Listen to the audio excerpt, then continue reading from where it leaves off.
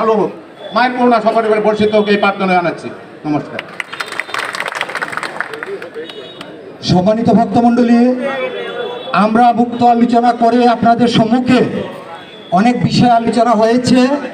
তার মধ্যে প্রধান বিষয় হচ্ছে যে ঐতিহ্যের ধারাবাহিকতায় ধর্মীয় ভাব গাম্ভীর্যের মধ্য দিয়ে বিগত দিনে যেভাবে মায়ের পূজা হয়েছে সেইভাবে এবছরও পূজা হবে কি হবে না তার সিদ্ধান্ত।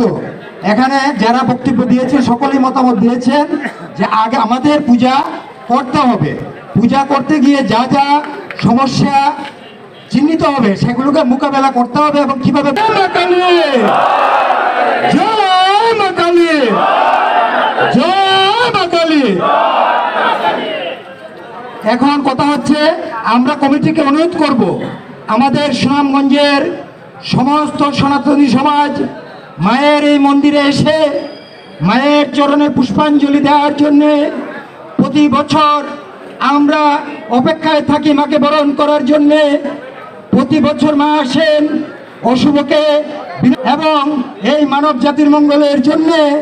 এবার মা আসার আগেই অশুভ শক্তির যে সংকেত আমরা পেয়েছি চ্যালেঞ্জ হিসেবে নিয়েছি মাকে বরণ করার জন্যে আমাদের যা যা মোকাবেলা করা দরকার আমরা সুনামগঞ্জের সমস্ত সনাতনী সমাজ আমরা ঐক্যবদ্ধভাবে মোকাবেলা করব। এটাই হচ্ছে আজকের সবার শপথ। আমি আহ্বান জানাবো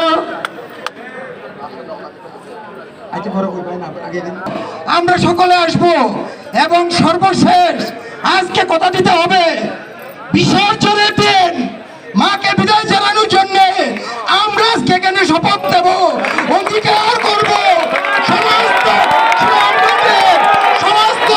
সনাতনী সমাজ মাকে আমরা বিদায় জানাবো এবং আমরা আহ্বান জানাবো আমাদের সুনামগঞ্জ জেলার অভিভাবক, প্রশাসনিক অভিভাবক, মাননীয় জেলা মহোদয়, জেলা প্রশাসক মহোদয়ের কাছে আমরা যাব।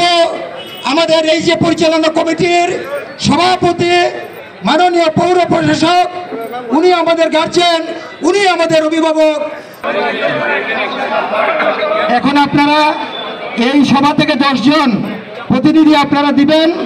এই 10 জন প্রতিনিধি আমাদের যে পরিচালনা কমিটি রয়েছেন সেই কমিটির সাথে সমন্বয় করে যার যার কাছে যাওয়া দরকার এবং আইনি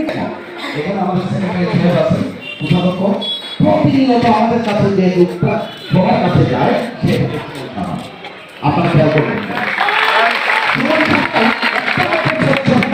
যে ছেলেটা আমাদের কাছে যায় আজকে আপনাদের চোখের সামনে এই বিল্ডিং গুলো দাঁড়িয়ে আছে।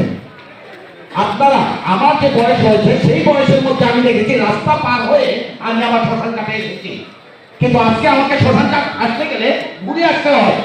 তাহলে এই জায়গাগুলো বিক্রি হলো তখনকার সময় কমিটিগুলো কি করে? আমি কোনো কথা শুনতে চাচ্ছি না যে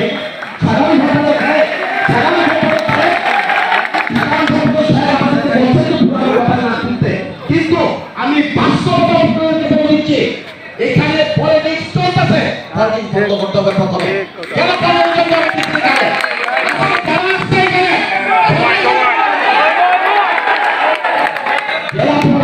সামনে সবাই যাবে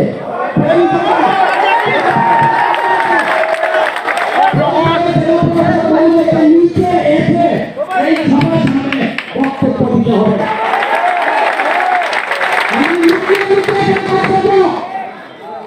আমি স্পষ্ট ভাষায় বলে দিতে চাই এটা কারণ প্রতিষ্ঠানে ধর্মবন্দী ভিক্ষা করে টাকা বিচার করবে।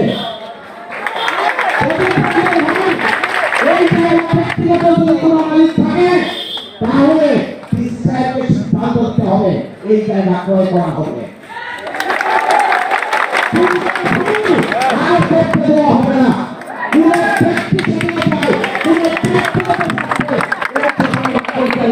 হবে না।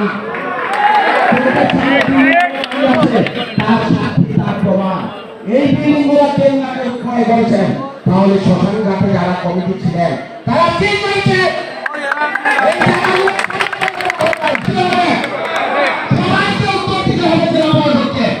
আপনারা বলছেন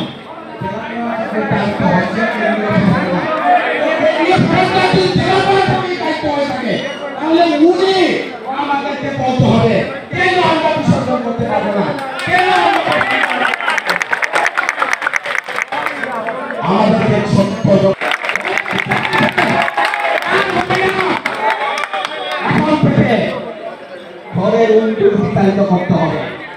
গড়ের উন্নয়ন বাড়িয়ে দিতে হবে। দাদার মতো সেক্রেটারি দাদার মতো সুমন সাহার মতো লোকদেরকে বের করে নিয়ে আসেন।